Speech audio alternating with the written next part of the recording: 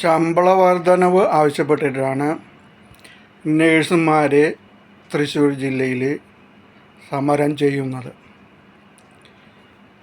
ഈ സംഘടന അവരുടെ പഴയ സാലറിയിൽ നിന്നും കുറച്ച് കൂട്ടിത്തരണമെന്നാണ് ആവശ്യപ്പെട്ടത്.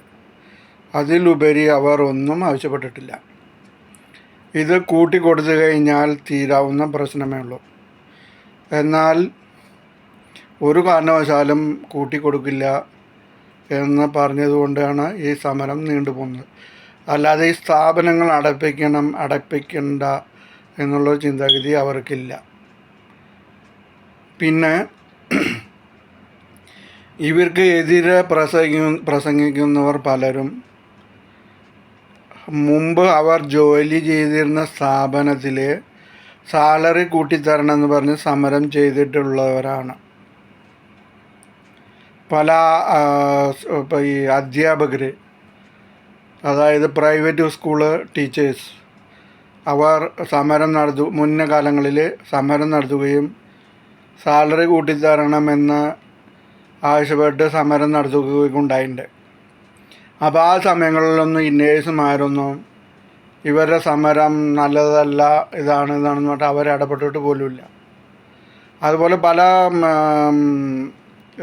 ഈ ശമ്പളക്കാരും സമരം ചെയ്തപ്പോൾ ഈ നേഴ്സുമാർ വന്ന് അവരുടെ സമരത്തിൽ ഇടപെടുകയോ ഇത് നല്ലതല്ല എന്ന് പറഞ്ഞിട്ടില്ല. എന്നാൽ നേഴ്സുമാർ ശമ്പള വർധനവ് ആവശ്യപ്പെട്ടിട്ട് സമരം ചെയ്യുമ്പോൾ ഇവരൊക്കെയാണ് ഇതിൽ ഇടപെട്ട് വരുന്നത്. ഇത് അവർ ചെയ്യുന്നത് ശരിയല്ല, ഇതല്ല, ഈ സഭേനെ എതിർത്തിട്ടാണ് ഇവർ ചെയ്യുന്നത്. വല്ലവരുടെ പ്രധാന പ്രശ്നം ഇത് പൂട്ടിക്കലാണെന്ന് പറഞ്ഞു വരുന്നത്. ഈ സമരം മുൻകാലങ്ങളിൽ അവർക്ക് ശമ്പള വർധനവിന് വേണ്ടി സമരം ചെയ്തവരാണ് ഇവർക്ക് എതിരെ തിരിയുന്നത്. അത് എന്തുകൊണ്ടാണ് ഇങ്ങനെ സംഭവിക്കുന്നത്? ഇവരൊന്നും സമരം ചെയ്യുമ്പോൾ ഈ നേഴ്സുമാർ അവരുടെ അതിൽ ഇടപെടുകയോ ഒന്നും ഉണ്ടായിട്ടില്ല. പിന്നെ എന്തിനാണ് അവർ ഈ നേഴ്സുമാർ സമരം ചെയ്യുമ്പോൾ അതിൽ വന്ന് കയറി അറ്റാക്ക് ചെയ്യുന്നത്? ഇതൊരിക്കലും ന്യായീകരിക്കാൻ പറ്റാത്തതാണ്. നിങ്ങൾ സ്വയം ചിന്തിക്കുക. നിങ്ങളുടെ ശമ്പളം കൂട്ടുന്നതിന് വേണ്ടി എത്ര പ്രാവശ്യം നിങ്ങൾ സമരം ചെയ്തിട്ടുണ്ട്? അത് നിങ്ങൾ ആലോചിക്കുക. അതുപോലെ ഇപ്പോൾ ഈ പ്രൈവറ്റ് സ്കൂൾ ടീച്ചേഴ്സിൽ അവർക്ക് വർഷം കൂട്ടി കിട്ടുന്നുണ്ട്. ഇത് നിർത്തി നോക്കട്ടെ, അപ്പോൾ അവരുടെ തനി സ്വഭാവം അറിയും.